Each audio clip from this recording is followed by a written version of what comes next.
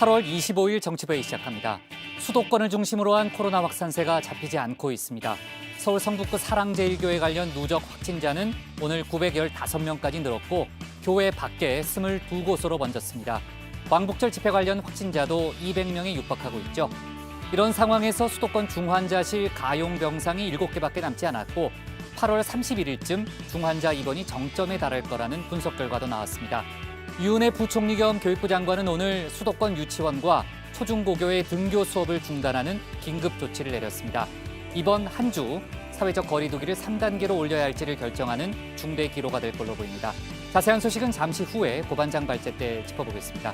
최 반장, 문재인 대통령이 방역 방해 행위에 대해서 엄정 대처하겠다는 입장을 밝혔잖아요. 네. 오늘 검찰 입장도 나왔죠. 네, 검찰은요, 이 대검찰청은 악의적으로 역학조사를 방해하거나 또 네. 의료진에 대한 폭행과 협박을 할 경우에는 원칙적으로 구속 수사를 하기로 했고요. 아, 구속 수사요. 네, 뿐만 아니라 집합금지 명령을 위반하면 주최자뿐만 아니라 적극적으로 가담한 자도 재판에 넘기겠다라는 입장을 밝혔습니다. 네. 그리고 제가 조금 전에 얘기했지만요. 지금 이제 광화문 집회 참석자 중에 확진된 사람이 200명이 육박하는 상황이잖아요. 네. 사랑제일교회 빼고도요. 그래서 이제 집회를 허가한 법원, 판사에 대한 비판의 목소리도 꽤 많은데 조금 전에 추미애 법무장관도 한마디 했다고요. 네, 추 장관이 법복을 벗은 지는 오래됐지만 어쨌든 판사 출신이잖아요. 판사 출신이죠. 그러니까 친정을 네. 향해서 이제 강하게 발언을 한 건데 네. 법사에 출석해서 법원이 이번 사태를 좀 안이하게 판단을 한 것 아닌가라고 비판했습니다. 좀 유감이다라고 했고요. 네. 그러면서 지금은 비상 상황인데 사법당국도 그렇게 책상에 앉아서만 그럴 게 아니라 국민들과 같이 협조할 때다, 협조를 해야 한다라고 밝혔습니다. 네, 보통 이제 공무원 비판할 때 탁상행정이라는 얘기를 많이 하는데 책상에 앉아서 이런 상당히 센 표현을 썼네요. 그렇습니다. 내려가서 본격적으로 회의 시작하죠. 갑시다.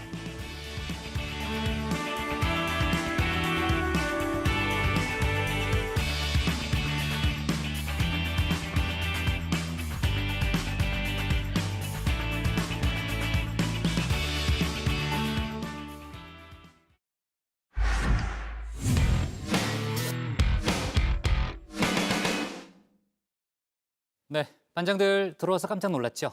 네, 오늘부터 달라진 거 있지 않습니까? 저희가 이제 일과 중에는 저희가 이제 마스크를 쓰고 있잖아요. 근데 이제 방송의 특수성상 저희가 이제 회의할 때는 이제 마스크를 쓰지는 못하는데 또 이제 침방울이 튀는 것을 막기 위해서 오늘부터 이렇게 가림막을 치고 저희가 회의를 진행하도록 했습니다.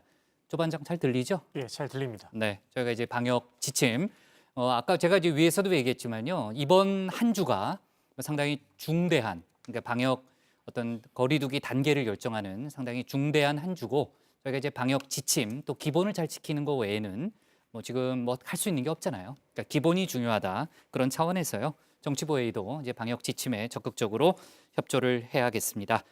자, 본격적으로 이제 야당 발제를 시작할 텐데요. 오늘 코로나 신규 확진자 수는 280명으로 집계가 됐습니다. 환자 상당수가 수도권에서 나왔죠. 이런 가운데 오늘 국립중앙의료원 신종감염병 중앙임상위원회가 밝힌 자료인데 8월 31일 전후로 중환자가 가장 많이 나올 거라는 전망입니다. 한편 수도권 유치원과 초중고교 내일부터 전면 원격 수업에 들어간다는 발표도 있었는데 고반장 발제에서 코로나 관련 상황을 자세히 정리해 보겠습니다.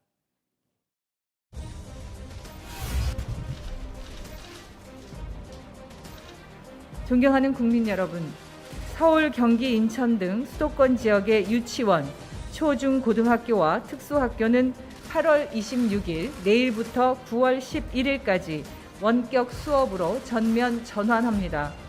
교육부와 교육청은 원격 수업 전면 전환 결정으로 인한 학생과 학부모의 불편을 최소화하고 학습 공백을 없애기 위해서 함께 노력하겠습니다. 네, 들으신 대로 내일부터 수도권의 유치원, 초등학교, 중학교, 고등학교 수업이 모두 원격 수업으로 전환됩니다. 8월 11일부터 23일까지 약 2주 동안 수도권 지역에서만 193명의 학생 그리고 교직원이 확진이 되는 등 이 코로나19 확산 우려가 커지자 교육부와 서울, 인천, 경기 교육청이 함께 원격 수업을 결정한 겁니다. 자, 취업이나 대학 입시 등을 앞두고 있는 고등학교 3학년은 원격 수업에서 제외했습니다. 시급한 고등학교 3학년과 학습 결손 최소화와 학생 보호를 위해 등교 수업, 등교 활동이 꼭 필요한 학생은 원격 수업 전환 대상에서 제외하되 대면 등교 시에도 거리두기나 마스크 쓰기 등의 방역 수칙을 준수하여 등교하도록 하겠습니다. 네, 2021학년도 수능 시험도 걱정입니다. 마침 오늘이 대학 수학력 시험 D-100일입니다. 12월 3일. 자, 과연 예정대로 수능 시험을 볼 수 있을지 우려가 많은 상황인데요. 일단 정부는 수능 연기에는 선을 그었습니다. 12월 3일 예정되어 있는 수능을 차질 없이 치르기 위해서라도 감염의 확산을 빠르게 차단하고 안정화하는 것이 급선무라고 판단합니다. 빠르게 진정세가 회복이 돼서 수능이 차질 없이 진행될 수 있도록 최선을 다하겠다는 말씀 드립니다. 네, 이어서 코로나19 신규 확진 환자 오늘 280명으로 집계가 됐습니다. 해외 유입 16명을 제외하고 264명이 지역에서 발생했는데요. 지역별로 보면요. 서울 134명, 경기 63명, 인천 15명 등 수도권에서만 212명이 나왔습니다. 그리고 대전 10명, 충남 9명, 강원 8명 등으로 집계가 됐습니다. 울산과 충북을 제외하고 15개 시도 전국에서 환자가 나왔습니다. 수도권을 중심으로 한 발생 양상은 유지되면서 수도권의 신규 환자는 212명, 그 외 지역은 52명으로 전국적인 확산에 대한 우려도 상존하는 상황입니다. 네, 오늘 국립중앙의료원 신종감염병 중앙임상위원회는 진행 상황 등을 보면 수도권에서 이 8월 31일 전후로 중환자가 많이 나올 것이다 이런 전망도 내놨습니다. 8월 31일 전후가 중환자실에 제일 많은 환자들이 코로나19 때문에 입원하게 되는 상황이지 않을까 생각을 하고 있고요. 그렇게 될 때 이제 병상수가 오늘 이후로 좀 많이 필요합니다. 병상수가 필요한 숫자는 오늘이 85, 어제 현재 85병상이었기 때문에 실제로 30병상 정도의 30병상이 조금 넘는 병상수가 필요하게 됩니다. 자, 이렇다 보니 사회적 거리두기를 좀 더 강화해야 하는 것 아니냐는 목소리가 나오고 있죠. 자, 어제 사회적 거리두기 3단계 격상을 요청하는 대한감염학회 등 전문가들의 입장을 전해드렸는데요. 정치권에서도 3단계 격상 주장이 이어지고 있습니다. 정치적 판단으로 방역 대책을 세우지 말고 전문가들의 의견을 들어서 하되 그렇다면 저희들은 가까운 시일 안에 3단계 거리두기 시행이 불가피한 것이 아닌가 이렇게 보고 있습니다. 정부는 무엇을 망설이고 있습니까? 확진자 수가 얼마나 더 채워지기를 기다리는 것입니까? 정부는 즉각 수도권 사회적 거리두기 3단계 격상을 결정하기 바랍니다. 네, 정부의 고심도 깊어지고 있습니다. 정부 입장은 이런 겁니다. 아직 사회적 거리두기 2단계의 효과를 판단하기 이른 상황에서 경제적으로나 사회적으로 막대한 손실이 예상되는 3단계 격상을 쉽게 결정하기 어렵다는 거죠. 정부는 일단 이번 주 상황을 보고 격상 여부를 결정할 것으로 보입니다. 이번 주가 사회적 거리두기 3단계 격상 여부를 결정짓는 중대한 고비입니다. 사회적 거리두기 3단계가 시작되면 일상이 정지되고 일자리가 무너지는 어려움을 감내해야만 합니다. 네, 박능우 보건복지부 장관은 어제에 이어 재차 거리두기와 마스크 착용을 촉구했습니다. 그리고 가짜뉴스, 방역수칙 위반 등에 대한 엄정 대응도 강조했습니다. 허위 정보, 가짜뉴스 유포, 방역 공무원에 대한 폭행과 자가격리 이탈 등 우리 방역을 방해하는 일부 사례도 발생하고 있습니다. 정부와 지자체는 공동체의 건강을 위협하는 행위에 대해서는 엄정한 조치를 취할 것이라는 점을 다시 한번 강조드립니다. 실내외에서 사람과 접촉하는 경우에는 마스크를 제대로 착용해 주십시오. 사회적 거리두기의 실천이 일주일 후에 우리 사회의 모습을 다르게 만들 수 있다는 점을 기억해 주시고 실천해 주시길 바랍니다. 네, 박능우 장관이 말했지만 방역수칙 위반이 전국 곳곳에서 끊이지 않고 있습니다. 마스크 착용만 해도 제대로 지켜지지 않는 곳이 여전히 너무나 많습니다. 어제 퇴근길에 제가 버스를 탔더니 아무렇지 않게 마스크도 없이 탑승한 승객이 있어서 놀랐습니다, 저도. 자, 그리고 이 자가격리 지침 위반이나 이 거짓 동선 진술 등도 이어지고 있는데요. 서울시가 얼마 전에 실제 사례를 바탕으로 한 영상물을 만들었습니다. 잠깐 보고 가시죠. 그 무엇이냐 구상권 2억 그거 어떡할겨 그러게 동선은 왜 숨겼어? 광주랑 제주도 갔던 거. 사람이란 게 왠지 움츠러 들고 그러지. 아버님 때문에 이 사람 직장, 제 직장, 그리고 광주, 제주도 사람들, 우리 규린이 유치원, 그 가족들, 그 선생님들 수천 명이 초토화 된 거예요. 치매 걸려서 기억 안 난다고 해버렸지. 요새 시대가 어떤 시대인데 휴대폰 추적 다 되는데. 역학조사 방해로 고발당한 거랑 구상권 2억 어떻게 할 거냐고. 시골 선산이라도 내놔야 하나. 땅이 그렇게 쉽게 팔려? 일단 보험 다 예약하고. 코로나19 확진 시 동선을 거짓 진술하는 경우 고발 조치되며 치료비, 방역비, 자가격리비 등에 대해 구상권이 청구됩니다. 서울 모 확진자의 경우 2억 2천만 원이 청구된 사례가 있습니다. 고발을 당했다. 2억이 나왔다. 제발 좀. 네, 어제도 말씀드렸지만 마스크 착용 의무화 조치로 이 마스크를 제대로 쓰지 않아서 다른 사람들에게 코로나19로 옮겼을 경우에도 구상권이 청구될 수 있습니다. 자, 코로나19 관련 이야기 들어가서 좀 더 해보겠습니다. 일단 오늘 발제 이렇게 정리합니다. 코로나19 신규 확진 280명, 전국 15개 시도서 발생. 조금 전에 이제 고 반장이 소개했던 영상이 서울시에서 제작한 영상물인데 실제 사례를 기초로 해서 만들었다고 그러더라고요. 아까 보니까요. 자, 오늘 코로나 신규 확진자 상황부터 일단 정리해 보고 또 이제 구체적으로 넘어갈 텐데 어제보다는 조금 늘었네요, 조 반장. 그러니까 280명이 나온 거죠, 오늘. 네, 그렇습니다. 어제보다는 환자가 조금 늘었습니다만 일단 이틀 연속 200명대를 유지를 했습니다. 신규 확진 280명 가운데 264명이 지역 감염인데요. 서울에서 134명이 나오는 등 수도권이 212명으로 가장 많습니다. 집단 감염 사례별로 보면요. 사랑제일교회와 관련해서 접촉자 조사 중 40명이 추가로 확진돼서 현재까지 모두 915명이 확진 환자로 집계되고 있습니다. 서울 도심 집회 관련 확진자는 193명인데요. 서울 관악구 무안그룹과 관련해서는 접촉자 조사 중 19명이 추가 확진돼서 현재 44명이 확진 환자로 집계됐습니다. 인천 부평 갈릴리교회 관련 확진자는 41명, 충남 천안 순천향대학교 부속병원 관련 확진자는 17명으로 집계가 됐습니다. 네, 조 반장사에 이제 가림판이 2개 있어서 그런지 몰라도 목소리가 약간 이제 특이하게 들리네요. 좀 울려서 들립니다, 저한테. 잘 들려요?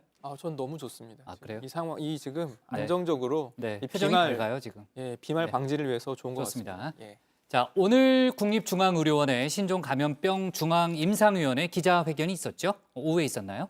그러니까 수도권 확산세가 계속되고는 있지만 전체적으로 봤을 때 약간 꺾인 것 같다는 그런 분석도 있었죠. 네, 일단 어제보다 환자가 늘긴 했지만 이틀 연속 200명대를 유지했다는 점에 주목을 한 것 같은데요. 자, 중앙임상위는 23일 이 코로나19 신규 환자 수가 400명에 육박한 397명으로 정점을 찍은 이후 어제와 오늘 연속으로 300명 이하로 이 환자 수가 떨어지면서 흐름상 이 수도권 증가세는 꺾인 것으로 내다봤습니다. 주영수 이 공동대응 상황실장은 사회적 거리두기가 강화됐기 때문에 지난 이틀간 신규 확진 수치에 반영이 됐으며 앞으로도 더 늘어나지는 않을 것이라 예측을 하고 있다라고 하면서도 하지만 이 이상으로 만약 확산 규모가 커진다면 공동의료기관 중심으로 한 이 플랜 B를 갖고 있다라고 말했습니다. 네, 중앙임상위에 따르면 신규 확진자는 현재보다 더 늘어나지 않을 가능성이 크지만 중환자는 당분간 증가할 것으로 예상이 됩니다. 중앙임상위는 가장 많은 중환자가 발생하는 시기를 오는 8월 31일, 그러니까 다음 주 월요일인데요. 이때로 좀 예측을 했습니다. 주영수 실장은 코로나19 대응의 핵심은 확진자 수도 중요하지만 대부분 경증, 무증상으로 문제 없이 회복되는 게 흔한 일이기 때문에 핵심은 중환자 관리에 있다면서 환자 분포가 이 정도로 유지된다고 전제를 하면 아마 가장 많은 중환자가 입원하게 될 시점은 오는 31일 전후가 될 것이라고 말했습니다. 중앙임상위는 어제 기준으로 수도권에 남은 가용 중환자실 병상이 7개라고 밝혔습니다. 네, 7개면 이제 너무 적은 수치이기 때문에 뭐 걱정이 될 수밖에 없는데 중앙임상위 측은 계속해서 이제 예측을 하면서 뭐 현실을 관리하고 있으니까 크게 걱정을 안 해도 된다. 이런 부연 설명도 일단은 내놨습니다. 그리고 조금 전에 이제 수도권 확산세가 일단은 좀 꺾여가는 분위기라고는 했지만 이게 사회적 거리두기가 잘 지켜진다는 전제 하에 저희가 얘기할 수 있는 거잖아요. 그러니까 잠시 이제 방심을 한다면은 역시 이제 뚝이 무너질 수 있다는 그런 어떤 생각을 항상 해야 될 것 같고 최 반장, 오늘 중앙임상위원회가요 백신이 언제쯤 나올 것 같다 이런 예측도 내놨죠. 네, 오명돈 중앙상임위원장의 설명인데요. 백신이 나오자면 아무리 빨라도 내년 봄이라고 했습니다. 그러니까 지금으로부터 한 6, 7개월은 더 지나야지 나온다는 건데요. 현재로서는 거리 두기와 마스크 쓰기, 또 손 씻기 등 이렇게 개인 방역 수칙을 지켜나가는 수밖에 없다라고 강조를 했습니다. 자, 그러면서 안전하고 효과적인 백신이 나오리라는 보장이 없다라고도 했는데요. 설령 나온다고 하더라도 그것만 가지고는 이 팬데믹을 종식시키지 못할 것이라고 설명했습니다. 왜냐하면 이 바이러스 침투 부위가 신체 외부에 위치한 호흡기 질환 특성상 다른 질환에 비해 완벽한 백신이 나오길 기대하기 힘들다. 자, 우리도 학수고대하고 있긴 하지만 이 100% 확산을 예방하고 또 사망률을 줄이는 백신은 기대하기 어려운 상황이다라고 덧붙였습니다. 네, 그러니까 이제 최고의 백신은 역시 이제 예방뿐이라는 그런 얘기고요. 마스크 잘 쓰고 거리두기를 잘 지키는 역시 이제 기본이 중요하다 이렇게 얘기할 수 있겠습니다. 저희도 이제 서울시가 실내외 마스크를 무조건 쓰도록 그렇게 의무화했고 저희도 이제 그 실내에서 마스크를 잘 쓰고 있는데 정부가 오늘 마스크를 잘 쓰는 방법에 대해서 추가 설명을 내놨죠. 네, 그렇습니다. 어제 그 고반장이 다정회에서 잠깐 설명을 드렸었는데요. 정부가 오늘 구체적으로 올바른 마스크 착용법을 설명을 했습니다. 일단 미세입자나 비말 등의 차단 성능이 검증된 식약처 허가 의약 외품 마스크를 사용하는 게 바람직하고요. 마스크를 착용할 때는 먼저 손을 깨끗이 씻은 다음에 입과 코를 완전히 가리고 얼굴과 마스크 사이에 틈이 없는지 확인해야 하고요. 착용한 후에는 되도록 마스크를 만지지 말아야 합니다. 다정회에서도 여러 차례 지적한 일명 턱스크 관련 언급도 있었는데요. 잠깐 들어보시죠. 일명 턱스크로 불리는 마스크를 턱에 걸치거나 코를 내놓고 입만 가리는 것은 감염원으로부터 호흡기를 보호할 수 없으므로 반드시 입과 코를 완전히 가려야 합니다. 실내에서는 반드시 마스크를 착용해야 합니다.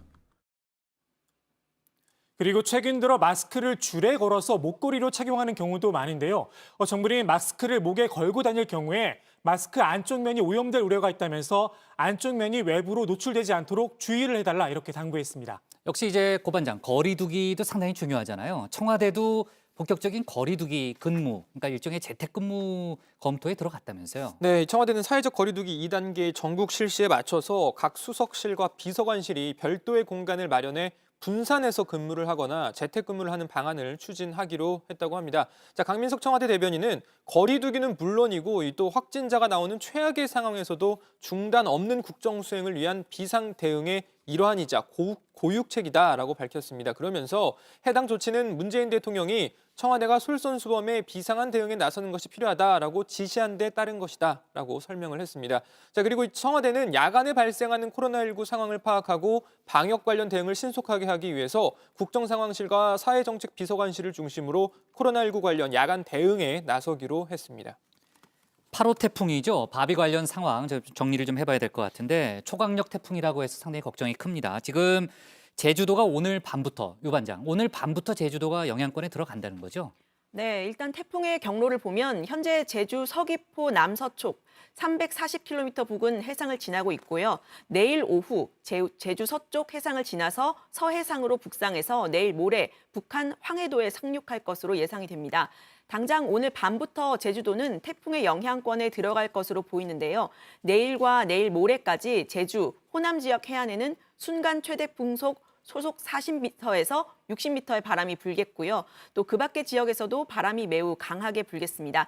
참고로 바람의 세기가 초속 40에서 60m면 사람이 걸어 다닐 수 없는 수준이고 각종 시설물이 바람에 날려서 훼손되거나 부서질 수 있습니다. 자, 그리고 전국이 이 영향권에 들어가는 거 내일 낮부터 모레 오전까지인데요. 방금 류 반장이 얘기했던 것처럼 강한 바람과 많은 비를 동반할 것으로 보입니다. 자, 이번 태풍 바비의 이동 경로와 흡사한 태풍은 2012년 기억하실 텐데 이 볼라벤과 또 지난해 링링이 꼽히고 있는데요.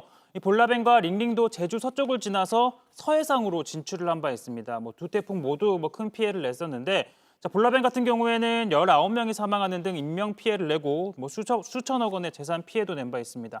자, 문제는 두 태풍과 경로는 비슷하지만 강도가 이번 이 태풍 바비가 더 센 것으로 보인다는 기상청의 설명인데요.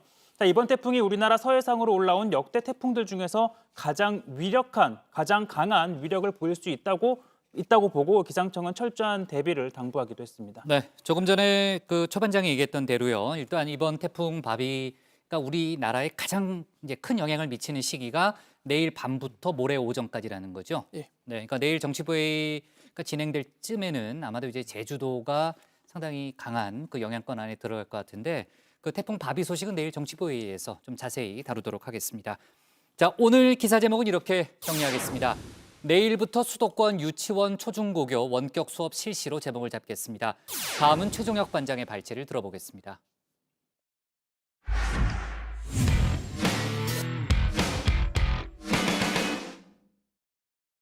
오늘 국회 예결위에서는요, 이틀째 지난해 결산 심사가 진행되고 있습니다.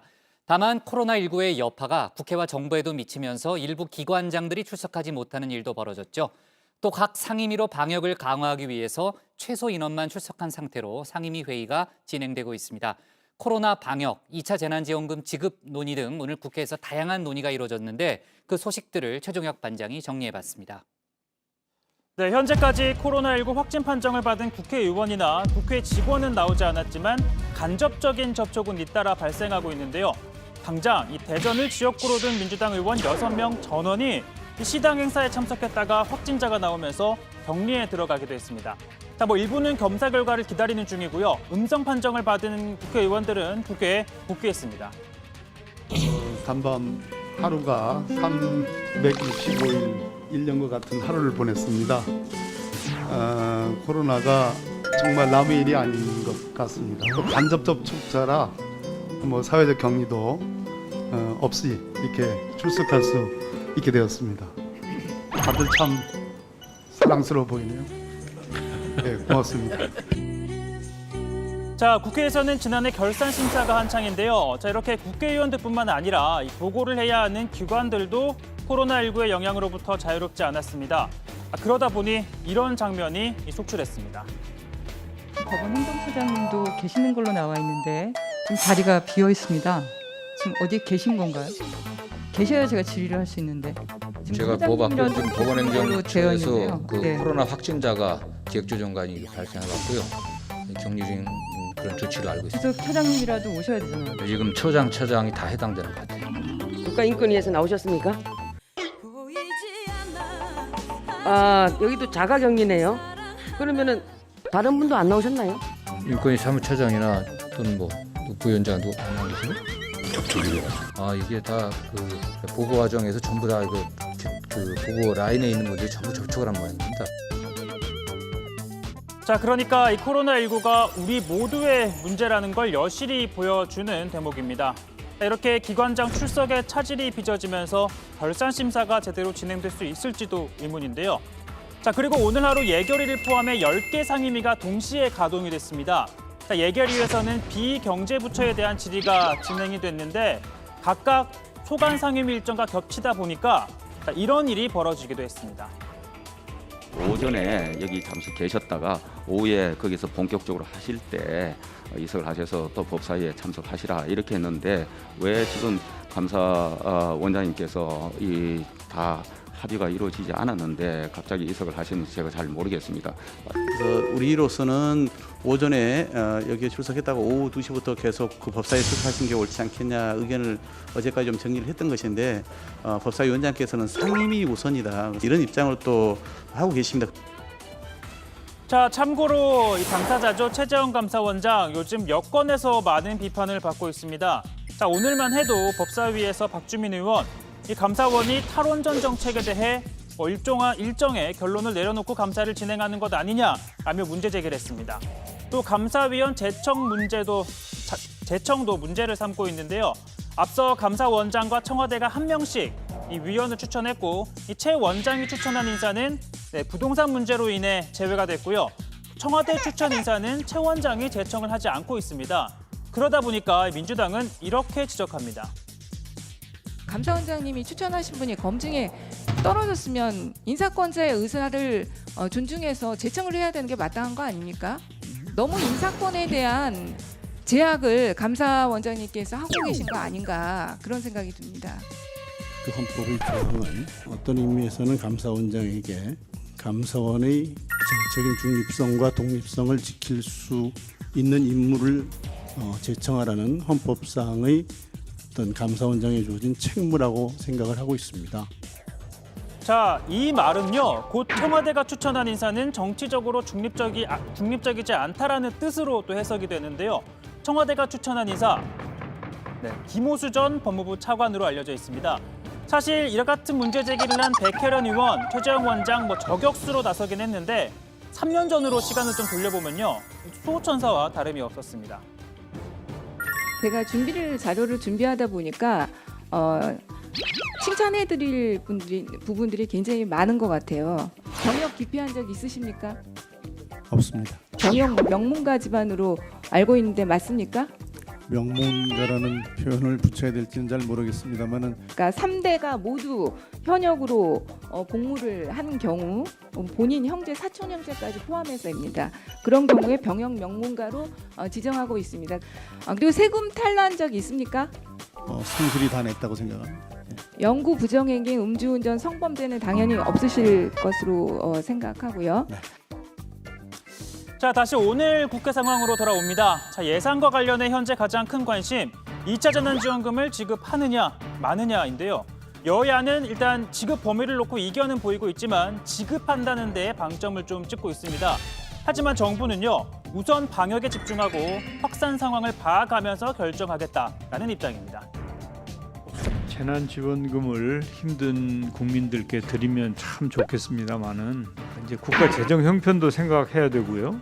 또 이게 얼마나 효율적인지도 고민을 해야 되고 또 설령 그것을 지급한다 하더라도 언제 지급하는 게 적절한지 등 이런 부분을 종합적으로 판단해야 될 상황인데 현재로서는 정부의 입장은 유보적이다. 자, 이렇게 재정 건전성과 더불어 이 정부 입장에서는 이 명암을 또 고려하지 않을 수가 없을 텐데요.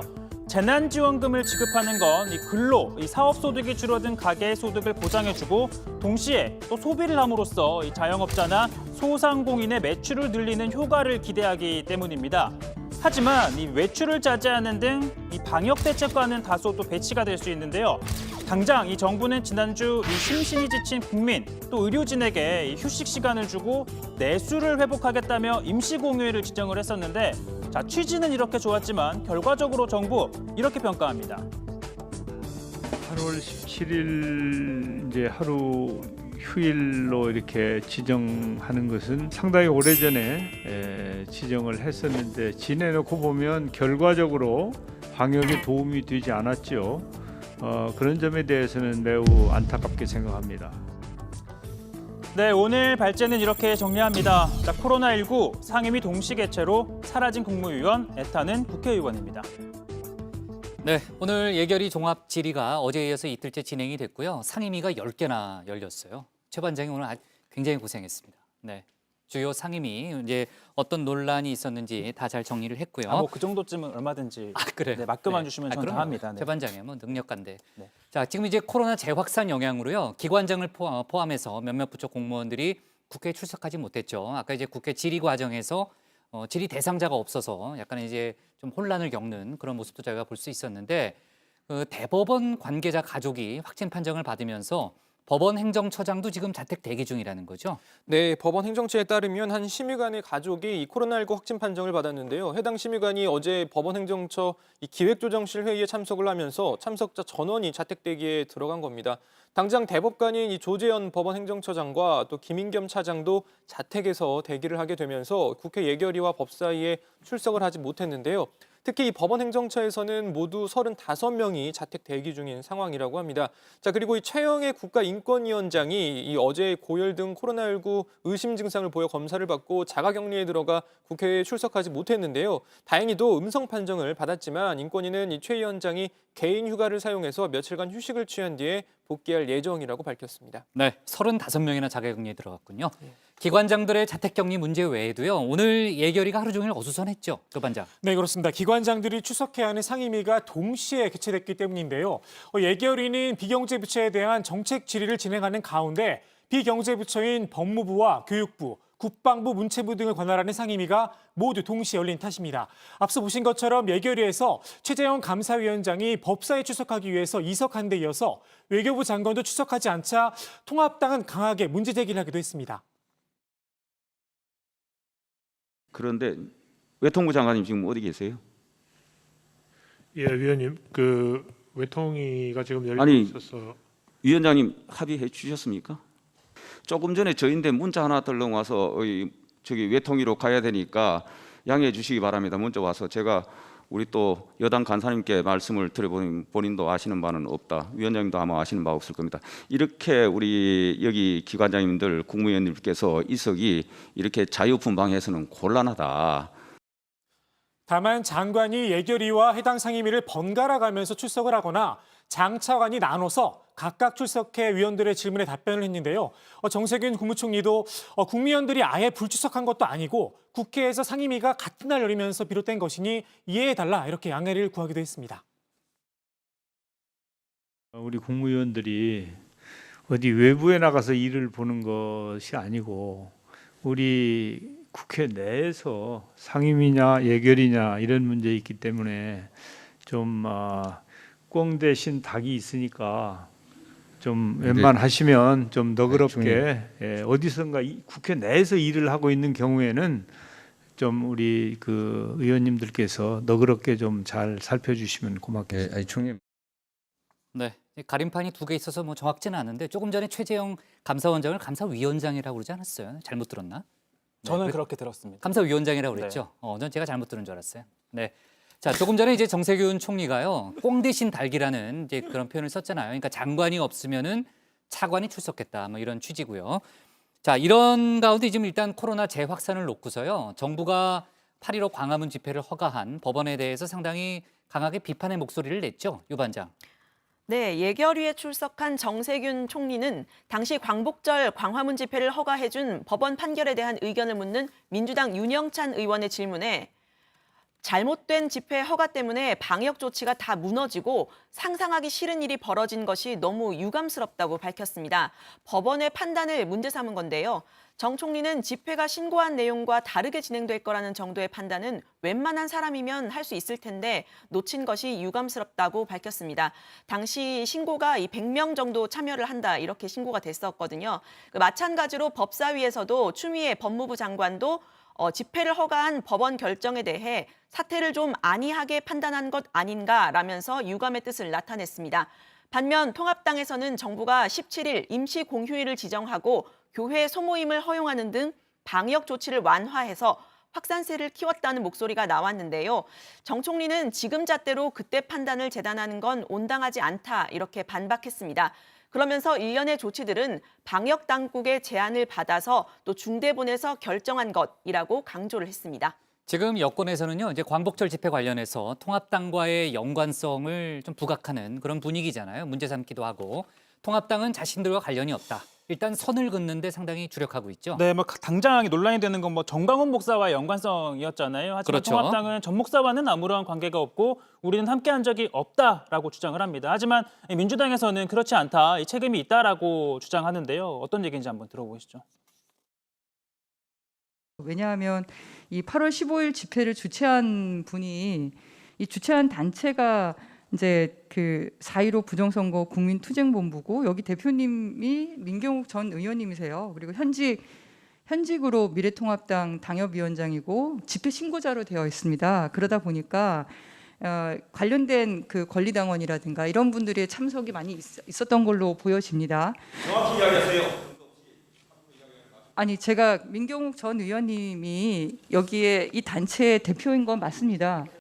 마치 미래통합당이 연관돼서 자칫 국민들이 들었을 때에는 오해할 수 있는 그런 발언을 하셔서 심히 유감스럽게 생각하면서 다시 한번 말씀드리지만은 미래통합당은 코로나19와 관련돼 있는 국가 방역 체계에 대해서 전적으로 동의하고 협조하고 협력할 것입니다. 자, 그리고 통합당 주호영 원내대표도요. 자, 일반 국민들이 좀 뭉뚱그려서 보는 경향이 있긴 한데 이 사회에서 소위 극우라고 하는 분들이나 우리 당, 그러니까 통합당은 통합당. 다르다라고 선을 그었습니다. 광화문 집회에 대해서도 이 통합당이 집회를 주최한 것도 아니고 참여를 독려한 것도 아니고 또 연설을 한 것도 아니라고 강조하면서 이 민주당이 방역에 실패하고 지지율도 추월을 당하니까 어떻게든 이 통합당과 엮으려고 안간힘을 쓰고 있다라고 주장을 합니다. 오늘 예결위를 제외하고서도요, 9개 상임위가 열렸죠. 그러니까 총 10개 상임위가 열렸는데 대부분 지난해 결산 심사가 진행이 됐습니다. 코로나 대응 차원에서 회의실에서 이제 50명 이내 사람들만 머물도록 했는데 문체위의 경우에는 더 강화된 조치를 취했다면서요? 네, 그렇습니다. 지금 혹시 화면이 준비가 되어 있나요? 네. 예, 지금 이 보시는 방금 나온 이 사진이 오늘 문체위 회의장인데요. 자리가 이 보시는 것처럼 텅 비어 있죠. 자, 위원들이 출석을 하지 않은 게 아닙니다. 자, 이 안건 상정을 한 다음에 본격적인 결산안에 대한 질의가 시작되면서부터 최소 인원만 자리에 남기로 한 건데요. 자, 도종환 위원장이 정한 겁니다. 자, 보시는 것처럼 자, 질의를 하는 민주당 이병훈 의원과 또 다음 차례에 질문을 할 통합당 이용 의원만 자리에 남고 나머지 의원들은 회의장을 나간 상태에서 찍힌 사진입니다. 자, 이 질문을 마치면 의원이 나가고요. 그 다음 질의가 예정된 위원이 들어오는 그런 방식으로 회의가 진행됐습니다. 네, 상임위에서 나온 주요 내용들 하나하나 좀 짚어볼게요. 앞서 이제 고반장 발제에서 저희가 이제 오늘 수도권 등교 수업을 중단하는 이제 긴급 조치가 내려진 얘기를 했는데 교육위에서는 아무래도 이제 코로나19에 따른 학생들의 수업 문제가 쟁점으로 떠올랐죠. 당장 오늘이 이제 수능 100일 전이기 때문에 이제 수능 관련한 질의가 많았는데 조반장, 교육부 쪽에서는 어떤 입장을 내놨나요? 네, 코로나19로 등교가 늦어지고 비대면 수업이 진행이 되면서 수험생들의 고민이 이만저만이 아닐 것으로 보입니다. 윤해 부총리 겸 교육부 장관은 12월 3일 수능을 예정대로 추진하는 걸 우선 과제로 하고 있다면서 사회적 거리 두기가 3단계까지 간다면 계획을 변경해야 할 수 있지만 지금 수능 연기를 먼저 하는 건 현장에 혼란을 가중시킬 수 있다 이렇게 밝혔습니다. 그러면서도 최악의 상황에 대비해서 수능 계획을 세우고 있다고 밝혔는데요. 다만 수능은 공정성이 가장 중요한 시험이라면서 비대면으로 시험을 보는 건 당장 실현하기 어렵다 이렇게 밝혔습니다. 그리고 오늘 법사위도 열렸는데요. 정부의 탈원전 정책에 대해서요. 감사원장의 이제 감사원의 감사죠. 감사를 놓고 여야가 공방을 벌였죠. 유 반장. 네, 지난 회 국회에서는 월성 원전 1호기 조기 폐쇄 결정이 논란이 되면서 국회가 감사원에 감사를 청구했습니다. 또 현재 진행 중인데요. 민주당 박주민 의원은 친원전 쪽 논리가 70에서 80% 정도 70에서 80% 정도 비중을 차지했다는 백운규 전 산자부 장관의 발언을 언급하면서 결론을 내려놓고 감사하는 거 아니냐 이런 의혹이 제기될 수밖에 없다고 지적했습니다. 이에 최재형 감사원장은 이 감사는 국회에서 요구해서 실시한 것이라면서 어떤 결론을 갖고 감사를 한다는 건 있을 수 없는 일이라고 반박했습니다. 반면 통합당의 윤한홍 의원은 해당 감사와 관련해서 정부 여당에서 상당한 압력을 넣고 있는 것 같은데 혹시 사퇴 압력을 받고 있진 않나 이렇게 물었는데요. 최 원장은 그렇진 않다 이렇게 부인했습니다. 그리고 오늘 이제 운영위도 열렸는데 청와대 소관 결산 심사가 진행이 됐습니다. 다주택 문제가 불거졌던 참모진들의 경우에는요. 조만간 그 문제가 해소될 거라는 입장이 나왔죠. 네, 자 노영민 비서실장에 따르면요. 작년 12월 말 기준으로 이 비서관급 이상 중 다주택자가 20명이었고 올해 7월 말 기준으로는 7, 8명 정도 줄었다라고 밝혔습니다. 그러면서 이번 달 말에는 이 다주택자 문제가 다 해소될 것으로 기대하고 있다라고 밝혔는데요. 자, 확인을 해보니까 이제 지금 현재 기준으로는 다주택자가 1명이라고 합니다. 여현호 국정홍보 비서관인데요. 또 앞서 이 호가를 낮추면서도 매각이 쉽지 않았던 김회숙 인사수석 같은 경우에도 다주택 문제가 해결된 것으로 보입니다. 한편 통합당 김도읍 의원은 지금 정부가 이 3대 권력기관에 문재인 대통령이 이 노무현 정부 당시 비서실장 또는 민정수석을 할 때 같이 일했던 부하 직원을 앉혔다라고 주장했는데요. 그러면서 청와대가 이 노무현 청와대 근무 이력이 있는 인물들로만 소위 코드 인사를 한다라고 주장을 했습니다. 그러자 노영민 실장은 자 어느 정권이든 대통령 임기 5년 기간 중에 경찰이든 국세청이든 소위 엘리트들은 청와대에 근무한다. 과거 대통령과 같이 근무했다는 이유로 임용을 배제하는 것은 바람직하지 않다라고 했습니다. 자 그러다 보니까 또 통합당에서는 청와대에 근무하지 않으면 엘리트가 아니냐라고 반박을 했는데요. 그러자 노 실장은 또 대부분이 그렇다는 것이다라고 또 해명을 했습니다. 네. 자, 그리고 야당 의원들과 노영민 실장 간의 신경전이 적지 않았다. 이런 얘기도 나오네요. 최 반장. 네, 고 반장 얘기할래요? 예, 그렇습니다. 이 부동산 정책 이 실효성을 놓고서 노영민 실장과 이 통합당 김정재 의원이 충돌을 한 건데요. 김정재 의원이 이 노영민 실장에게 서울의 평균 아파트 가격이 얼마나 되는지 아느냐라고 물었는데, 자, 노영민 실장이 즉답을 피하자 본인이 강남에 살고 5억 원이나 차익으로 벌고 나니까 억이라는 돈이 별거 아니냐. 국민이 부동산 때문에 분노하고 있는데 평균 집값도 모르느냐, 뭐 이렇게 이야기를 한 겁니다. 자, 이에 노영민 실장이 서울 전체로 따진다면 10억 원 정도 될 것이다 라고 답을 하자 김정재 의원, 알면서 왜 모르는 척하냐, 지금 뭐 장난하자는 거냐, 뭐 이렇게까지 이야기를 했습니다. 자, 그러자 노영민 실장도 발끈해서 장난하자는 게 무슨 말이냐, 이 자리에서 제가 장난을 하는 거냐, 뭐 이렇게 되받아치면서 소란이 충돌이 벌어진 건데요. 자, 결국 두 사람의 고성은 여야 의원들까지로 확전이 되면서 뭐 되게 험한 말들이 오고 갔고, 김태년 운영위원장의 중재로 겨우 마무리가 됐다고 합니다. 네. 노영민 실장은 싸운 적 없다, 뭐 이런 얘기를 했다는. 그 그죠? 김조원 수석과 부동산 문제를 가지고 이제 뭐 언쟁을 벌였다라는 얘기가 언론 보도를 통해 나왔었잖아요. 하지만 노 실장은 김종원 전 민정수석과는 싸운 바가 없다라고 답을 하자 이제 통합당 의원들이 그럼 밖에 있던 인사수석을 좀 불러서 김혜숙 수석한테 물어보니까 싸운 건 아니고 좀 언쟁은 있었다라는 얘기를 김혜숙 수석이 또 얘기를 했습니다. 네. 좋습니다. 오늘 뭐 상임위가 많아서 이제 최 반장이 챙기느라 아주 고생했는데 뭐 그 정도는 걱정 없다, 끄떡 없다. 뭐 아까 이제 그런 얘기를 했죠. 호기롭게 얘기를 했으니까 부담 없이 다음에도 좀 시키도록 하겠습니다. 자, 오늘 기사 제목은요, 이렇게 정하겠습니다. 법원 때린 정세균 추미애 집회 허가로 방역 무너져로 제목을 잡겠습니다. 다음은 조익신 반장의 발제를 들어보겠습니다.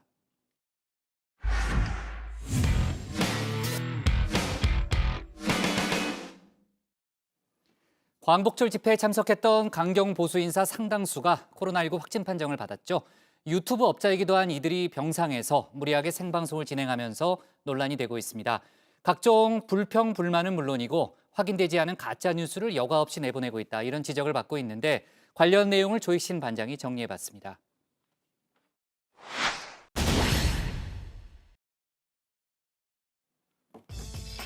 그냥 먹방을 선보이고 계신 분이 있습니다. 유튜브 업자 신혜식 씨인데요. 보시는 것처럼 병상에 앉아서 저렇게 치킨 덮밥을 먹는 모습을 생중계했습니다. 맛이 어떠냐?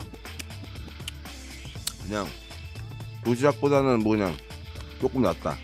밥이 안 식었으면. 그런데 뭐 올려놓고 먹을 수 있는 그런 수준입니다. 코로나19가 확진돼 병원 신세를 지고 있는데요. 병원에서 주는 음식이 성에 차지 않는 듯합니다. 제 입맛에 맞지도 않는 밥 먹고 말이죠. 닦는 것도 불편하고 눈치 봐야 되고 말이죠. 외부 반입 음식 안 된다고 하지만 검역 받아서 들어올 수 있는 것들, 깨끗한 것들, 과일 같은 거 넣어주면 안 됩니까? 아예 대놓고 밥 투정을 부리기도 했습니다. 이런 거 좀 별로입니다. 이거 별로예요. 샐러드 파스타, 듣도 보도 못한 이런 거 말고 다른 거. 오늘 저녁에는 탕 없습니까? 탕. 좀 얼큰하게. 뭐 음식이 입맛에 안 맞을 수는 있습니다. 그런데 혹시 어디 놀러 왔다고 착각하고 계신 건 아니겠죠? 정말 안타까운 건 이런 말도 안 되는 요구를 옆에서 들어줘야 하는 의료진들입니다. 신 씨의 불평, 불만으로 새롭게 드러난 사실 하나. 이런 섬을 넘은 환자들이 한둘이 아니란 겁니다. 그러니까 팬티까지 빨아달라고 하시는 분들도 있고, 심지어 이제 저희가 이제 전화로 이제 환자 상태를 물어보는 일이 있어요. 네. 그래서 이제 어떤 남자분이셨는데 이제 필요 없는 게 없냐고 물었더니 여자요라고 답하시는 분들도 있었고요. 이분도 투병기인지 투정기인지 모를 글을 잇따라 올리고 있습니다. 차명진 전 의원입니다. 최근 폐렴 증상을 보여서 음압병실을 옮겼다고 하는데요. 시설이 안 좋다, 슬리퍼가 없다, 진단키트도 원시적이다, 불만이 한가득입니다. 그나마 태극기 부대와 같은 방을 쓰고 있는 게 위안인 듯합니다.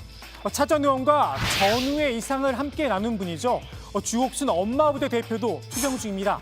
주 대표 역시 유튜브 업자로서 생업에 충실했는데요. 구독자들이 궁금해하는 포인트도 꼭 집었습니다. 가장 걱정되는 것이 우리 정광훈 목사님 건강이 가장 염려가 되고 있습니다. 그래서 오늘 여러분들이 너무 궁금해하시니까 목사님의 그 목소리를 들으면서. 그런데 정작 국민들이 궁금해하는 건 따로 있는 듯 싶습니다. 바로 주 대표의 동선입니다. 주류 확진 판정을 받은 지 벌써 5일인데 예. 전혀 동선을 얘기하지 않고 있어요. 우리가 전화를 28통을 했는데 2번밖에 안 받고요. 예. 그조차도 아마 성실하게 임하지는 않은 것 같아요. 좀 이렇게 거짓 진술을 몇 번 한 거는 같은데. 주 대표는 역학조사를 거부하지 않았다고 펄쩍 뛰었습니다. 양측이 서로 법적 책임을 묻겠다고 하니 곧 진실이 밝혀지겠죠. 주 대표의 동선보다 먼저 공개된 정광훈 목사의 목소리, 괜찮다는 말이 좀 머쓱합니다. 네, 여러분 괜찮고 문재인 대통령과 미국에서 코로나19의 증상이 굉장히 다양하다는 연구 결과가 나왔는데요. 그래서일까요? 이런 이야기까지 했습니다. 대한민국은 사회주의 나라, 다시 말해서 낮은 단계 연방제를 통해서 네. 1국가 2체제를 거쳐서 결국 북한으로 가고 우리는 잘 안 넘어가니까 제가 하려고 모든 총력을 다 기울이고. 문재인 정부가 사회주의를 만들려고 교회를 핍박하고 있다는 겁니다. 그런데 다른 목사들 생각은 다른 듯합니다. 오히려 전 목사가 교회를 위태롭게 하고 있다고 보고 있습니다. 바로 이 발언 때문입니다. 하나님 꼼짝마. 하나님 까불면 나한테 죽어. 개신교계 8개 교단 2단 대책위원회는 지난 2월 한국교회와 성도들이 전 목사로부터 신앙적으로 나쁜 영향을 받지 않도록 주의할 것을 당부를 했습니다. 이번 광화문 집회를 계기로 전 목사를 2단으로 확실히 규정해야 한다는 교계 내 목소리가 커지고 있습니다. 믿음을 이념의 도구로 사용하고 있다는 겁니다. 기독교의 복음은 다른 이념이나 어떤 정치 체제의 도구가 돼서는 안 되거든요. 그렇죠. 그런데 이제 전광훈 목사의 여러 가지 행보가 예수 그리스도의 복음을 정치 체제나 또는 어떤 이념의 도구로 전락시켜 버렸기 때문에 제 생각에는 이단 판정의 중요한 기준이 될 수 있다고 보죠. 기독교계 원로들도 나섰습니다. 한국기독교 원로 모임은 전광훈을 더 이상 목사로 불러서는 안 된다는 성명을 발표했습니다. 목사라면 무엇보다 이웃의 생명을 위협하는 그 어떠한 행위도 해서는 안 된다는 겁니다. 전광훈과 그 추종자들은 사교 집단이자 방역을 거부한 범죄 집단이라고 나를 세웠습니다. 전광훈 목사, 이번엔 또 어떤 이야기를 늘어놓을까요? 설마 개신교 주요 교단을 향해 사회주의에 물들었다고 주장하진 않을 거라 믿습니다.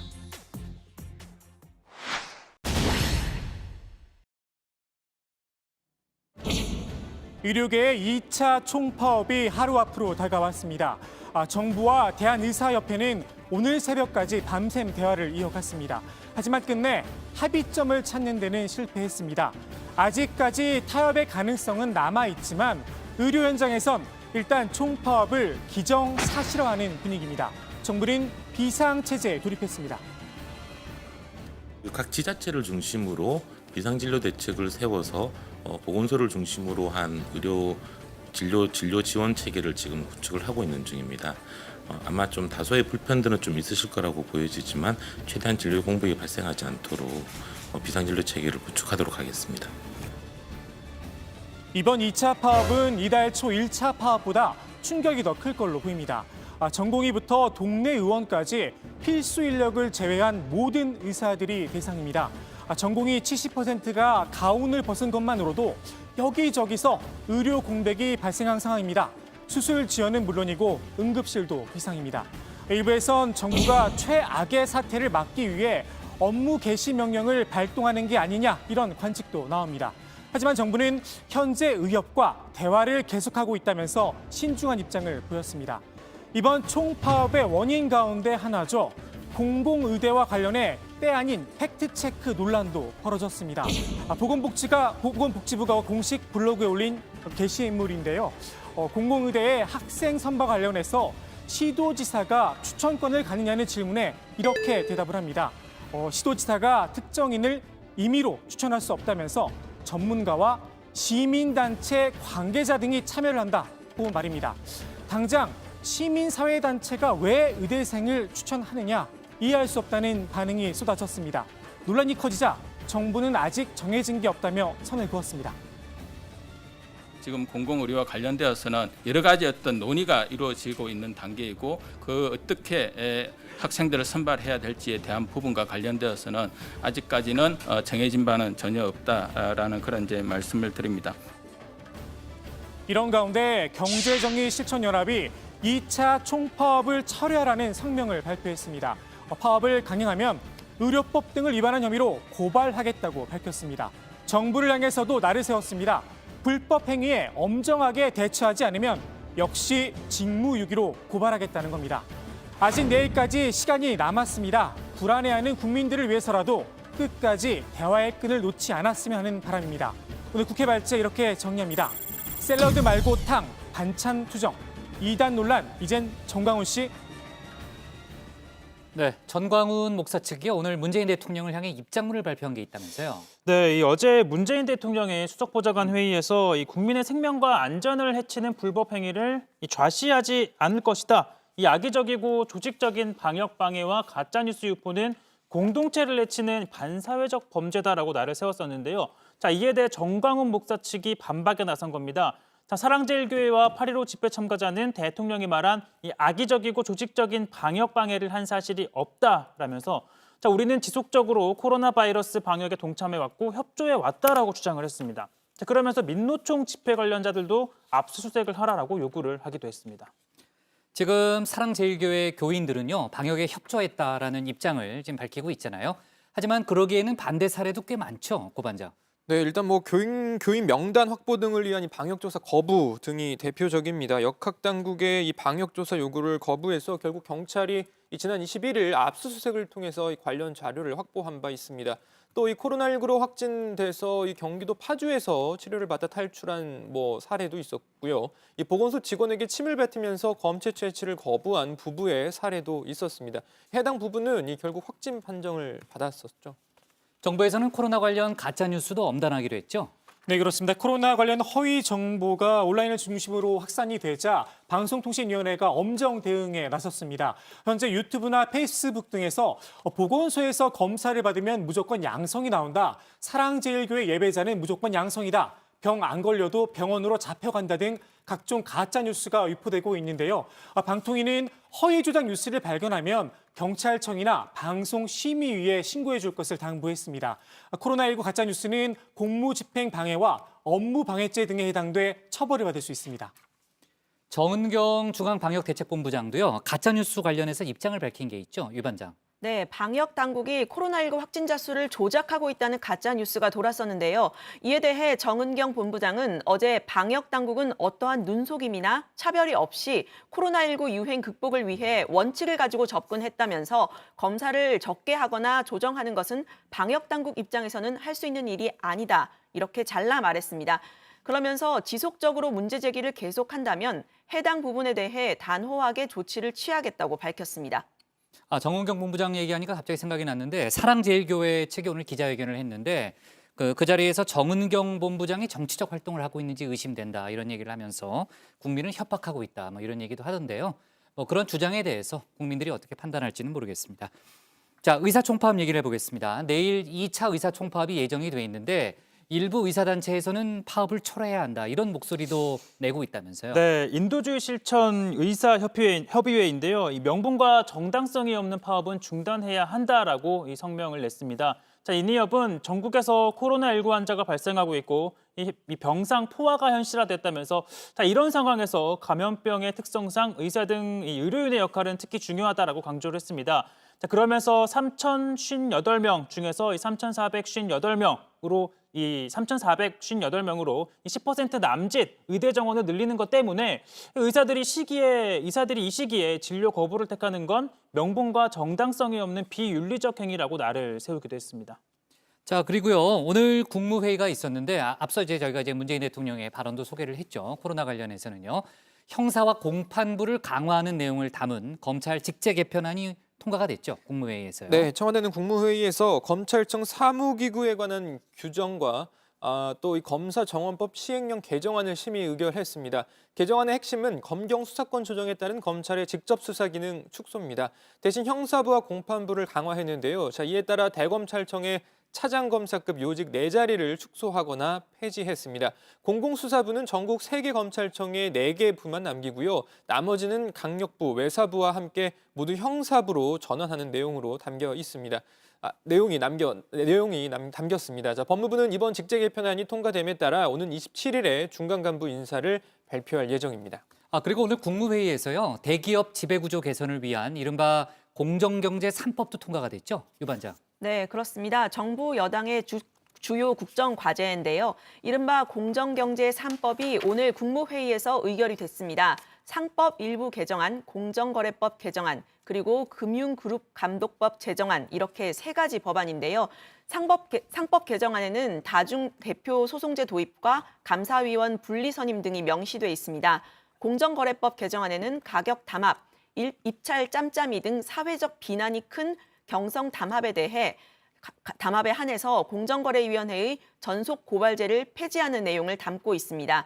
금융그룹 감독법 제정안은 대표 회사를 중심으로 해서 내부 통제 협의회를 만들고 그룹의 주요 위험 요인을 공시하도록 하는 제도인데요. 삼성, 현대차 등 6개 복합 금융그룹이 규제 대상입니다. 정부는 공정경제 3법 재개정안을 이달 말 국회에 제출할 계획입니다. 네, 전에 한번 조 반장이 발제한 적이 있죠. 공정경제 3법 기억이 나고요. 상법을 상복이라고 아까 얘기하려고 했어요. 제가 아까 얼핏 들으니까. 자, 그리고 이제 경찰이 오늘 밝힌 내용인데요. 최근 증가하고 있는 경찰관 성범죄 근절을 위해서요. 종합대책을 오늘 내놨죠. 조 반장. 네, 그렇습니다. 최근 전북지방경찰청에서 모 순경이 동료 경찰을 선폭행한 뒤 영상을 촬영하고 이를 유포까지 한 일이 있었는데요. 경찰청은 경찰관 성범죄가 경찰 조직 전체가 변화해야 해결할 수 있는 구조적 문제라고 보고 대책을 수립했다고 밝혔습니다. 우선 관리자의 책무를 강화했는데요. 성범죄 사건을 인지하고도 방조, 은폐한 경우 직무 고발을 검토하기로 했습니다. 또 성폭력 피해자와 가해자가 같은 곳에서 근무하지 않도록 10년간 가해자의 보직 인사도 제한한다는 방침입니다. 이와 함께 성인지 감수성을 갖춘 경찰관이 임용될 수 있도록 채용 단계에서부터 면접을 강화할 예정입니다. 네. 자, 아까 이제 공정경제 3법 얘기하다가 또 갑자기 생각이 났는데 이재용 삼성전자 부회장에 대한 기소 여부 결정은 왜 안 나는 거죠? 그러니까 이제 곧 나겠죠, 나기는. 수사심의위 결과가 네. 나온 지 2달이 됐는데 네. 사실 뭐 통상적이었다면 네. 1, 2주 내에 결과가 나왔어야 했는데 말이에요. 이제 그 사이에 검찰 인사가 27일에 있다고 하니까. 네, 그 사이에 좀 많은 일들이 있기도 했고 네. 검찰 인사 전에는 나오지 않을까 싶습니다. 오늘 안 왜냐하면 나왔으면 내일 가능성이 있겠네요. 그렇죠. 수사 지휘 라인에 있는 사람들이 바뀌게 되면 네. 또 다시 또 검토를 네. 해야 되니까 그 좋습니다. 전에는 나오지 않을까 싶습니다. 내일 좀 속보 챙겨가지고요. 분위기를 좀 알아볼게요. 좋습니다. 오늘 국회 발제 이렇게 정리하겠습니다. 샐러드 말고 탕, 반찬 투정, 이단 논란 이젠 전광훈 씨로 제목을 잡겠습니다.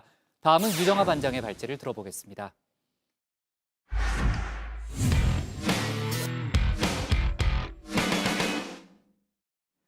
오늘 국회에서는 외교통일위원회가 열렸죠. 앞서 저희가 이제 오늘 국회 상임위가 10개가 열렸다고 했는데 강경화, 이인영 장관이 모두 외통위에 참석했는데 어제 저희가 속보로 다뤘던 남북 간 물물교환 철회 질의가 나왔고 통일부 장관이 직접 입장도 밝혔습니다.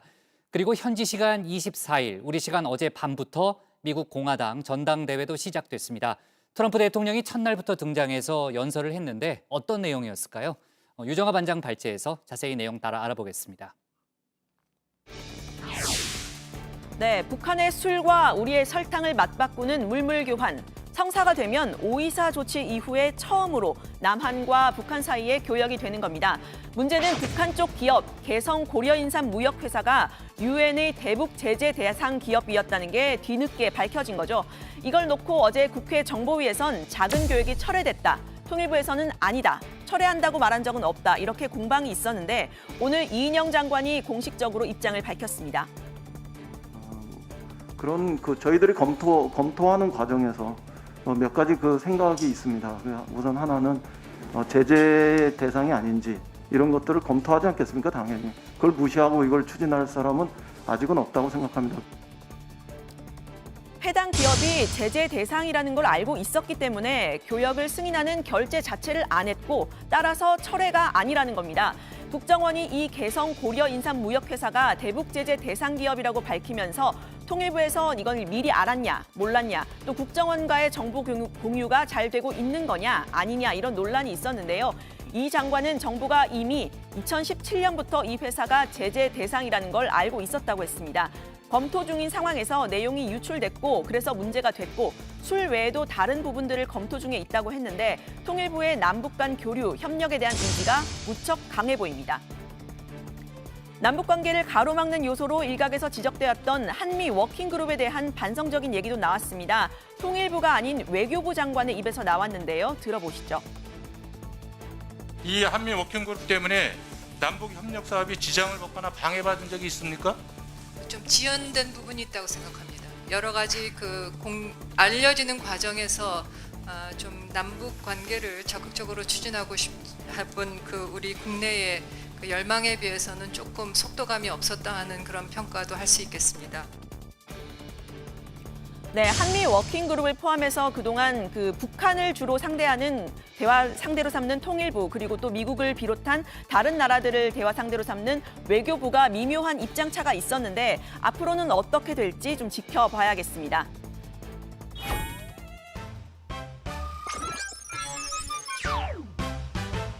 네, 류 반장이 전하는 국제뉴스 류월드 시간입니다. 휴가 간 신 반장의 글로벌 뉴스 코너 신세계를 좀 빌려와 봤는데요.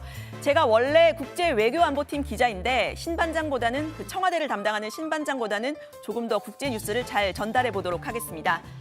기승전 트럼프가 아니라 기부터 트럼프였습니다. 우리 시간으로 어제 밤부터 열린 미국 공화당 전당대회 첫날 소식입니다. 도널드 트럼프 대통령이 첫날부터 깜짝 등장해서 연설을 했습니다. 등장부터 시선을 확 끌죠.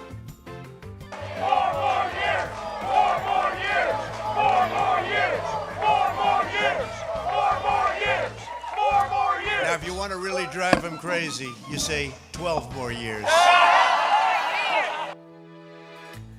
네, 12년 헌법이라도 바꾸려는 걸까요? 어쨌든 트럼프 대통령이 등장했을 때는 각 주별 경선 결과를 공개해서 후보를 지명하는 절차, 롤콜이 끝나지도 않았을 때입니다. 다만 필요한 대의원 수는 넘겨서 후보 선출은 확정이 된 때였죠.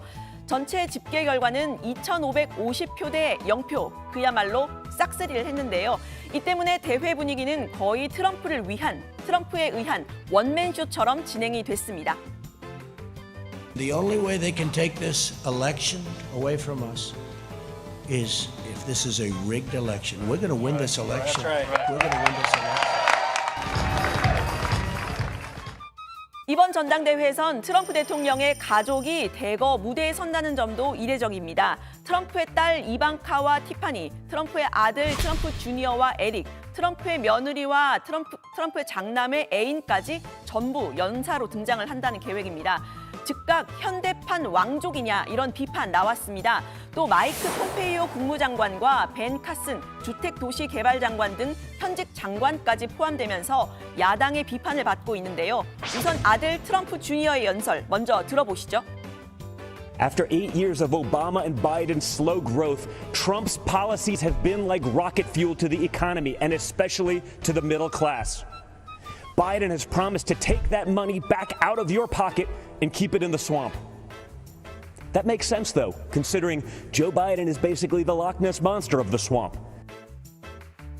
네, 상대 후보 바이든을 네스호 괴물에 비유를 했네요. 좀 상당히 강경하게 비판을 하는 모습입니다. 지지자들과 대화를 나누는 모습도 공개가 됐습니다. 코로나19 극복에 최전선에 섰던 사람들을 직접 백악관 이스트룸으로 부른 겁니다. As a nursing supervisor, I am so in awe of your leadership. You really do show that positive spirit to us. And as nurses, I appreciate that. But just as an individual, I'm grateful for that. Well, I'm for the nurses, I'm for the doctors, I'm for everybody. We just have to make this China virus go away, and it's happening. 여기서 잠깐 신반장의 코너 하나 더 빌려와 봤습니다. 시의적절한 인물과 시기적절한 통화, 류 반장의 시시콜콜 해보겠습니다. 마침 공화당 전당대회가 열리고 있는 미국 노스캐롤라이나주에서 연수 중인 정강현 기자, 전 정치부 회의의 여당 반장이기도 하죠. 정강현 기자 연결해서 현지 분위기 잠깐 들어봤습니다. Hello. 네, 정 반장님 잘 지내셨어요? 안녕하세요. Hello. 아까 연락드렸더니 공화당 전당대회 보고 계셨다고 했는데 제가 뭐 직접 가서 보지 못하고 TV로 보고 있었어요. 근데 공화당 전당대회를 보니까 지난주에는 민주당 전당대회가 있었거든요. 굉장히 대조적인 모습이었어요. 가장 중요한 차이는 마스크 쓰는 것, 그리고 오프라인 모임을 하는 것, 이게 정치적 입장이랑 굉장히 연관이 있더라고요. 화상으로 진행된 민주당 전당대회, 그리고 대의원들이 직접 참여해서 했던 공화당 전당대회 모습이 굉장히 달랐고요. 특히 이 공화당 전당대회 같은 경우에는 참석한 대의원들 그리고 트럼프 대통령 모두 마스크를 쓰고 있지 않았습니다. 이게 오히려 그 미국 국민들이 봤을 때는 좀 그렇지 않을까요? 마스크를 쓰느냐 안 쓰느냐, 이게 공화당 지지자냐 민주당 지지자냐, 이걸 가르는 기준처럼 분위기가 형성되어 있더라고요. 그래서 아마 공화당 지지자들은 편하게 봤을 텐데 민주당 지지자들은 굉장히 불편하게 그 장면을 봤겠죠. 그러면 그 트럼프의 원맨쇼였다 이런 평가들이 많은데 그런 부분도 좀 많이 느끼죠. 네, 지난주에 민주당 전당대회는요, 한마디로 말하면 약간 휴먼 드라마 같았어요. 그래서 조 바이든 개인 그 스토리도 많이 나오고, 그 평범한 미국 가족들 이야기들이 많이 나오고 해서 좀 휴먼 드라마처럼 구성이 됐는데, 오늘 이 공화당 전당대회를 보니까 말씀하신 대로 그야말로 트럼프 쇼처럼 진행이 되고 있습니다. 그래서 계속해서 중간중간에 트럼프 대통령이 영상으로든 그 육성으로든 등장을 하고요. 전체적으로 트럼프 대통령이 확실한 주인공으로 나오는 그런 리얼리티 쇼처럼 진행이 되고 있습니다. 현지에서는 미국 네. 분위기가 좀 어떻게 나뉘니까 어떻습니까? 공화당 지지자들은 본인이 트럼프 지지한다는 걸 실제로 잘 드러내지는 않더라고요. 그런데 와서 이렇게 여러 사람들 얘기를 들어보니까 아직까지는 팽팽하다, 이렇게 보는 의견이 많습니다. 지금 여론조사상으로는 조 바이든이 굉장히 앞서 있지만 트럼프 대통령이 이길 것이다라고 보는 사람들도 꽤 있었습니다. 거기서 공부도 열심히 하시고 가끔 소식도 전해주시고요. 네, 네, 알겠습니다. 네, 고맙습니다. 감사합니다. 네. 네, 정강현 기자, 정 반장 얘기를 듣고 보니까 아까 코로나 극복 최일선에 선 사람들과 트럼프 대통령이 만나는 장면 보여드렸는데 다시 한번 보게 되는데요. 여기서 아무도 마스크를 쓰고 있지 않았습니다. 또 간호사나 이런 분들도 포함이 됐는데 말이죠. 또 이 7명 중에서 흑인은 또 눈에 띄지 않는 것 같아요. 백인, 블루칼라 이런 트럼프 대통령의 전통적 지지층에 어필하는 모습이죠.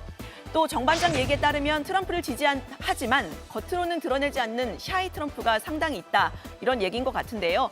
최근 미국에서는 인종, 성 이런 이슈들이 부상을 하면서 주류 문화에 대해서 비판적인 경향이 강해지고 있는데, 또 그 반대급부에서는 백인 주류 계층이 결집할 수 있는 가능성 여전히 있는 겁니다. 미국 대선 지지율 한번 살펴볼까요? 지난 6일부터 18일까지 각종 여론조사를 취합한 결과입니다.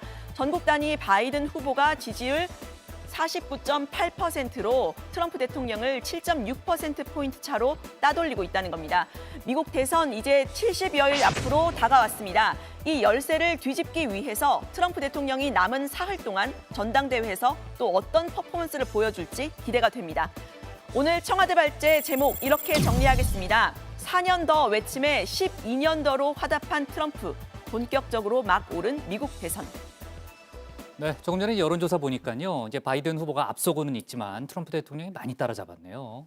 네, 정말 결과는 아직 예측 불허다, 이렇게 좀 볼 수 있겠고요.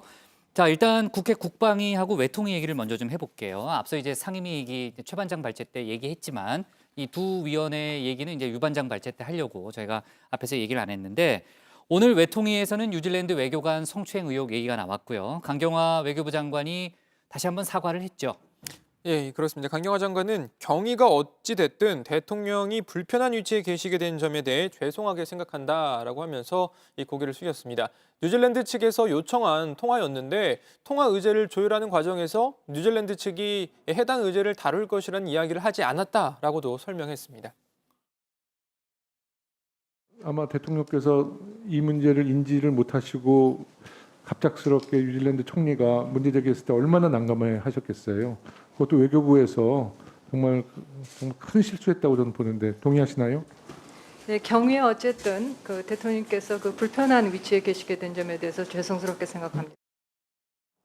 네, 그러니까 정상 간 통화를 하는데 사전에 조율되지 않은 내용이 나왔다. 그 얘기였고요.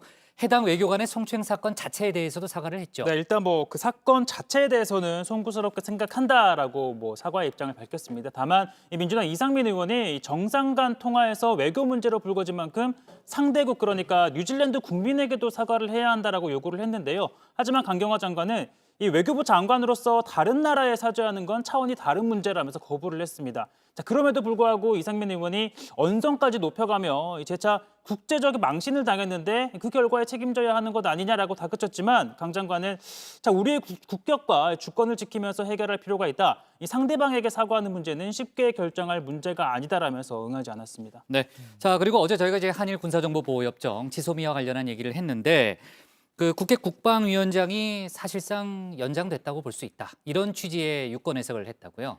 네, 국회 국방위원회 민홍철 위원장이 오늘 아침 라디오에 나와서 말한 겁니다. 현재로서는 협정 종료를 보류한다는 작년의 입장에서 변함이 없는 걸로 알고 있다고 했습니다. 우리 대법원 판결에 따라서 일본의 강제징용 관련 전범 기업의 자산 현금화를 하는 조치가 언젠가 재개가 될 텐데요. 이에 대해서 일본이 추가 규제를 하게 되면 지소미아 카드가 다시 활용될 수 있다고도 했습니다. 이게 언제라도 종료할 수 있다라고는 외교부의 입장 발표는 있었습니다만 그것이 현실화될 가능성은 뭐 거의 없다. 이렇게 봐도 되겠네요. 사실상 그렇게 해석이 될 수 있는데요. 문제는 이제 일본의 태도라고 봅니다. 예. 여전히 일본의 태도에 변화가 없죠. 우리 정부는 인내를 가지고 계속 변화를 촉구하고 있는 그런 상황이라고. 네. 그리고 오늘 이제 국방위하고 이제 정무위에서 있었던 얘기 좀 간단히 좀 해볼까 하는데 그 둘 다 이제 김원웅 광복회장과 관련이 돼 있습니다. 먼저 오늘 정무위에 박삼득 국가보훈처장이 나왔는데 그 저희도 이제 속보로 많이 얘기를 했죠. 김원웅 광복회장이 최근 이제 친일 논란을 제기하면서 어제는 이제 어젠가 그저께인가요? 이제 국회에 와서 기자회견도 해서 그 미래통합당 일부 뭐 이제 의원들이나 또는 지사를 지칭하면서 친일 청산을 반대하는 폐악의 무리 뭐 이런 얘기를 했죠. 그래서 오늘 이제 국회 정무위에서 이제 통합당 의원들의 비판의 목소리가 이어졌고요. 박삼득 국가보훈처장이 그 1차로 구두로 주의 조치했다. 뭐 이런 취지의 발언을 했습니다. 그러니까 구두로 주의 조치했다는 얘기를 했는데 그다음에 이제 김원웅 광복회장이 이제 언론들과의 인터뷰에서 그 박삼득 국가보훈처장을 뭐 만나거나 통화한 바가 없고 또 보훈처가 자신에게 주의를 준다는 것 자체가 황당하다. 뭐 이런 취지의 발언을 해서요. 그 누구 말이 맞는지 모르겠습니다. 아무튼 진실 게임이 좀 벌어지고 있는 그런 상황이고요. 자, 또 하나의 장면은 이제 국방위에서 있었는데 정경두 국방장관이 오늘 국방위에 나왔는데 그 김원웅 광복회장이 전에 이제 그런 주장을 했잖아요. 1대부터 21대까지 육군참모총장이 이제 친일 전력이 있다 이런 얘기를 했고 이제 관련한 질문이 나왔는데 정경두 장관이 일부 총장이 일본군에 몸담았던 것은 사실이다 이렇게 얘기를 하면서 다만 그 이후에 이제 6.25 등에서 국가를 위기에서 구한 부분도 있기 때문에 공관은 역사적으로 평가해야 한다라는 취지의 발언을 했다고 합니다. 자, 여기까지입니다. 이제 조금 전에 들어왔던 속보 좀 정리를 해봤고요. 자, 트럼프 대통령 얘기를 간단히만 좀 해볼게요. 첫날부터 등장하리라고는 뭐 예상했죠, 사실. 네, 깜짝 등장했네요. 예, 네. 저는 뭐 채반장이 좀 오버랩되기도 했는데 트럼프 대통령은 이번이 역사상 가장 중요한 선거라고 이야기를 했습니다. 그러면서 코로나19 때문에 확대 도입된 우편 투표가 사기로 이어질 거라는 주장을 또다시 내놨는데요.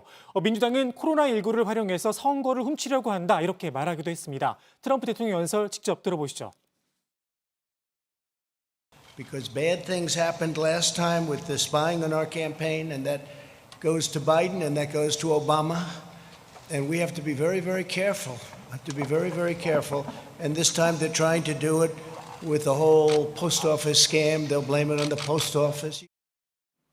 네, 트럼프 대통령은 연설 직후에 노스캐롤라이나 밀스 리버로 이동을 해서 농부들을 상대로 연설을 또 했습니다. 농가 지원을 더 늘리겠다라고 하면서 지지를 호소했는데요.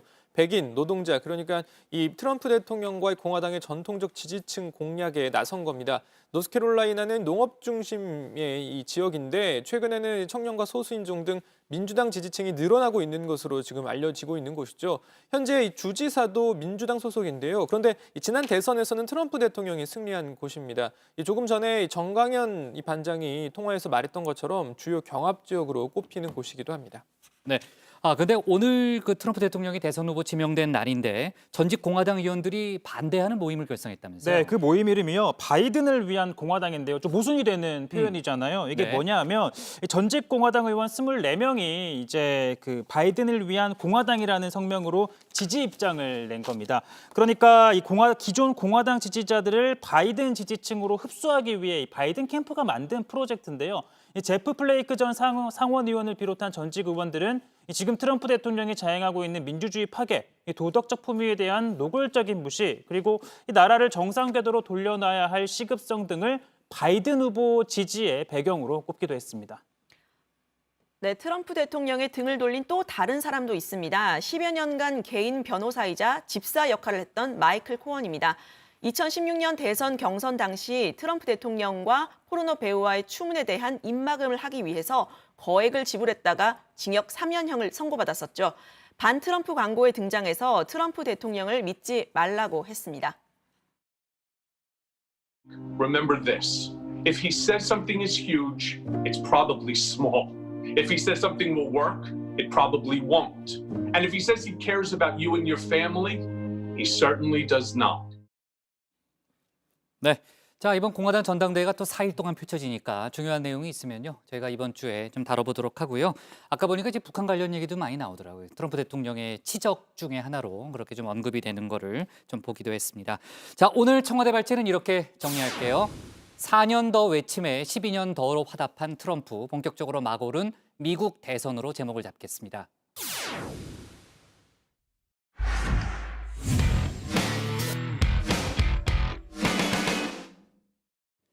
네, 오늘 저희가 고른 한 컷은 33.7도 폭염 속에 선별진료소 직원 3명 탈직입니다. 전국적으로 코로나19가 다시 번지고 있는 가운데 태풍을 앞두고 무더위까지 기승을 부리고 있습니다. 이 두 가지의 교집합에 놓인 현장 간호사들의 고충, 굳이 말하지 않아도 알 수 있겠죠. 어제 청주 흥덕보건소 선별진료소에서는 간호사를 포함한 직원 3명이 33.7도의 폭염 속에서 탈진했다는 소식이 들려왔습니다. 이런 상황에서도 자신의 안위만 생각하는 사람들이 덜어 있습니다. 앞서 국회 발제에서도 잠깐 봤지만은 음식 뼈를 발라달라, 택배를 받아달라, 병원 생활을 하는 일부 확진자들이 간호사에게 룸 서비스 받듯 요구한다고 합니다. 물론 일부의 얘기겠지만 사명감 하나로 버티는 이들이 좌절하지 않도록 감사하는 마음으로 무리한 요구를 해서는 안 되겠습니다. 오늘 정치부에는 여기까지고요. 저희는 내일 오후 5시에 다시 찾아뵙겠습니다. 네, 자 수고했습니다. 나오지 말고요. 그 자리에 그대로 있다가 마스크 쓰고 집에 가요. 네.